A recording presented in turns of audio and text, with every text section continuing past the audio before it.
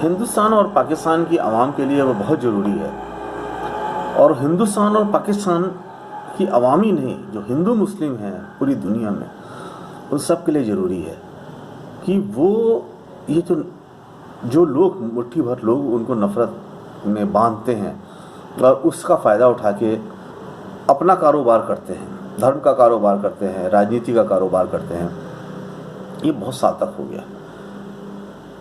हिंदुस्तान में 87% हिंदू को लोग ये बताते हैं कि 13% मुस्लिम उनके लिए खतरा है, और वो 13% जिन्होंने 500 साल तक हिंदुओं के ऊपर राज्य किया और कभी उनको कोई तकलीफ नहीं हुई, कोई इनको उनका धर्म कभी खतरे पे नहीं आया, बल्कि मुस्लिम राजाओं ने दान करके मंदिरों के लिए ज़मीनें दी।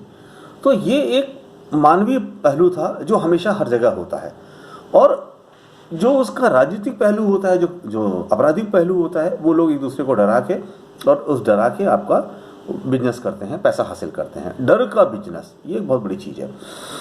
अब देखिए, मैं एक बहुत छोटा सा एग्जाम्पल दूं कि जब आप करोड़ों लोग इस आवाम में, इस यहाँ पे भी हैं करोड़ों लोग, पाकिस्तान में भी हैं, हिंदू हैं, मुसलमान हैं, अगर इतने सारे लोग अच्छे हो जाएं तो चंद मुट्ठी भर जो राजनीतिक लोग हैं वो क्या कर लेंगे? आपका कुछ नहीं कर सकते।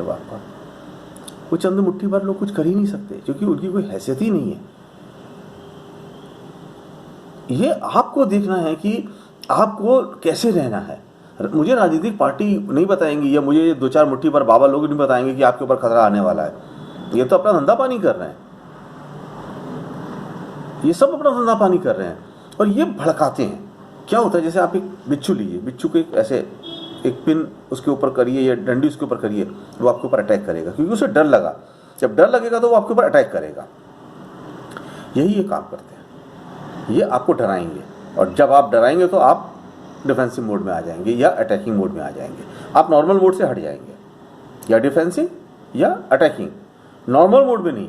वो क्या करते हैं, इस विष के द्वारा आपको नॉर्मल मोड से हटा देते हैं, आपको आम जिंदगी से हटा देते हैं, आपके मन में भय पैदा करते हैं। मुसलमान होगा तो ये करेगा, हिंदू होगा तो ये करेगा, है ना, वो डर का माहौल। इस डर के माहौल से बचना है। जब बहुत सारी अच्छाइयाँ होंगी तो छोटी मोटी बुराइयाँ क्या कर लेंगी, लेकिन उन बुराइयों को आप अपने सर पे बैठा लोगे तो अच्छाइयाँ खत्म हो जाएंगी।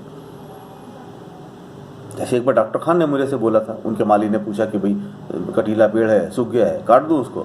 बोले नहीं, इसके ऊपर बहुत सारी फूलों की बेल चढ़ा दो, बहुत सारी अच्छाइयाँ होती हैं तो छोटी मोटी बुराइयाँ ढक जाती हैं। मुझे उनका कहा हुआ सेंटेंस आज भी याद आता है। वही चीज़ मैं आपसे भी कह रहा हूँ, आप लोग इतनी अच्छाइयाँ फैला दो कि ये बुराई करने वाले बिल्कुल कटर में चले जाएं। इसको ख़त्म होना ही होना है। और देखिए, धर्म को कोई नहीं जानता।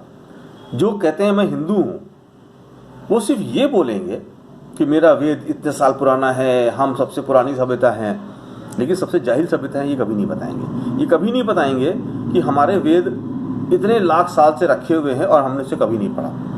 वो कभी नहीं बताएंगे कि हमने अपने बच्चों को ये पढ़ाया कि नौकरी हासिल करने के लिए क्या करो, चोरी बेईमानी करने के लिए क्या करो, पैसा कैसे कमाओ, लेकिन ये नहीं बताया कि मेरे वेदों में क्या लिखा है। उस वेदों के जो हमारे धर्म ग्रंथ, जो हमारे वेद हैं, पुराण हैं, उसको फॉलो करो, क्योंकि हमने कभी पढ़ा ही नहीं। तो मैं क्यों बताऊँ? मैं तो हिंदू, सिर्फ हिंदू की एक खाल ओढ़े हुए हूँ। मेरा अंदर का व्यक्तित्व तो हिंदू का नहीं है, मेरी आत्मा हिंदू की नहीं है। आप अभी जैसे मेरे को एक मुस्लिम मित्र ने पूछ लिया मुझसे कि भाई मेरे को तो रावण की फ़ोटो बनाने की दशहरे में मिली हुई है, 10 सिर वाला रावण, तो साहब एक सिर तो मैंने धड़ के साथ लगा दिया, बाकी 9 सिर किधर लगाऊँ? लेफ्ट में 6 लगेंगे या राइट में 6 लगेंगे? ये सब धार्मिक मसला है, गलत लगा दूंगा तो प्रॉब्लम हो जाएगी। मैंने कहा मुझे नहीं पता। मैंने समझाया उसको कि 10 सर का मतलब 10 सर की ताकत, मीन्स कि उसका एक सर, उसके पास एक पूरे सर के बराबर उसकी ताकत थी कि वो ज्ञानी था। एक सर के बराबर उसको ताकत थी कि वो प्रकांड उसका धार्मिक था, शिव जी को उसके ऊपर वरदान था सीधे। एक उसके ऊपर ताकत थी कि वो दूसरे प्रकार की विद्याओं को, शस्त्र की विद्याओं का ज्ञाता था। एक उसके प्रकार की थी वो राजनीति का ज्ञाता था। एक उसके पास शक्ति थी कि वो सब किसी और तरह का ज्ञाता था। इतनी शक्तियाँ उसके पास थी कि वो 10 सर के बराबर था। हम 10 सर दिखाते हैं, लेकिन हमने किसी ने आज तक किसी हिंदू से पूछ लो तो 99% हिंदू ये नहीं बता पाएंगे कि रावण का 10 सर था तो वो एक धड़ बीच पे लगा था, रावत के साथ एक था तो बाकी 9 किधर लगे थे, क्योंकि हमने कभी सोचा नहीं। हमें स्टोरी पढ़ने और स्टोरी पे विश्वास करने की आदत है, तो मैं सच्चाई को क्यों जानने की कोशिश करूँ। मुझे तो इतना काफ़ी है कि भगवान राम थे, मैं उनकी पूजा करूँगा, वो मेरी हेल्प कर देंगे, दैट्स ऑल। इससे ज़्यादा मुझे कुछ नहीं चाहिए। मैं कभी सच्चाई जानने की कोशिश नहीं करूँगा। भगवान राम थे, लेकिन भगवान राम के स्वरूप को कितना बदल दिया गया। उनकी जो अच्छाइयाँ थी, जो उनके कर्म थे, वो तो किसी ने अपनाया नहीं। भगवान राम बोलो, जय श्री राम बोलो, वरना मार देंगे, क्रिमिनलाइज हो गए। देखिए, मैं देखता हूँ जितने भगवान हैं सबका क्रिमिनल यूज़ किया जा रहा है। एक जो राज्य है वहाँ जय श्री कृष्णा बोलते हैं और सबसे ज़्यादा पैसा लेके भागने वाले चोर उसी राज्य में हैं। एक राज्य है जहाँ सबसे ज़्यादा भगवान ने राम कृष्ण ने जन्म लिया, जय श्री राम सबसे ज़्यादा, जय श्री कृष्ण वहाँ भी बोला जाता है, लेकिन जय श्री राम बोल के सबसे ज़्यादा अपराध को राम वही शहर मचा रहा है, वही प्रदेश मचा रहा है। साहब, जय श्री राम, आप भगवान को क्रिमिनलाइज कर रहे हो। भगवान को तो छोड़ दो, अपने फायदे के लिए भगवान का भी मिसयूज करोगे।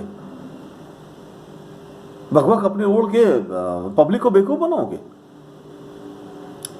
क्या आपको अपने बारे में नहीं पता, दुनिया के बारे में भविष्य बताओगे? और आप मूर्ख हो के सुनते हो उसको। साहब, मैं आपको एक चीज बोलता हूं जो मेरे दिमाग में आता है।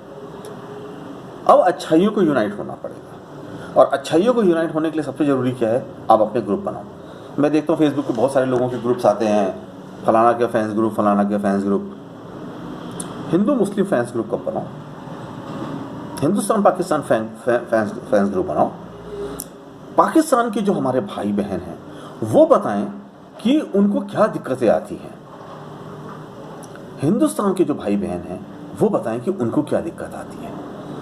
पाकिस्तान के भाई बहन अपने आवाम का, अपने देश का बारे में बताएं कि उस देश में क्या अच्छाइयाँ हैं और क्या उनके देश प्रॉब्लम फेस कर रहा है। हिंदुस्तान के जो भाई बहन हैं वो बताएं कि उनके प्रदेश में क्या अच्छाइयाँ हैं, उनके देश में क्या अच्छाइयाँ हैं और उनका देश क्या प्रॉब्लम फेस करता है। ताकि हो सकता है ये जो करंट देश के युवाओं के शरीर में बह रहा है, जो उनके पास महान मस्तिष्क है, वो मस्तिष्क शायद कोई ऐसा रास्ता निकाल पाए जो दोनों देशों के लिए भला हो। मैं सब लोगों से एक चीज बोलता हूँ, हिंदुस्तान और पाकिस्तान का रक्षा बजट सोचो कितना है, दोनों देशों का रक्षा बजट कितना है। और वो रक्षा बजट भी इसलिए ज़्यादा होता है कि सबसे ज़्यादा नेता जो है वो कमाई उसी में करते हैं। राफेल खरीदो, ये खरीदो, वो खरीदो, सबसे ज़्यादा 2 नंबर की कमाई उसी में। एक झटके में इतना बड़ा पैसा कहीं नहीं आता, वो उसी में आता है।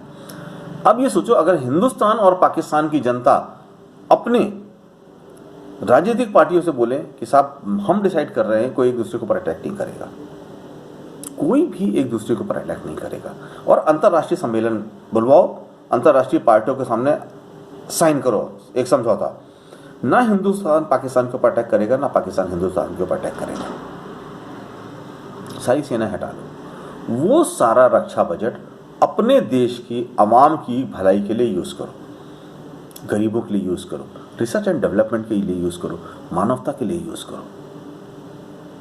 जितना रक्षा बजट है, अरबों खरबों का दुनिया, देश का सारा पैसा रक्षा बजट में चला जाता है और देश के काम नहीं आता। ये जो डर, ये भी डर का बिजनेस है। सेना है डर, क्योंकि आप दोनों देशों ने एक दूसरे को डर बैठा रखा है।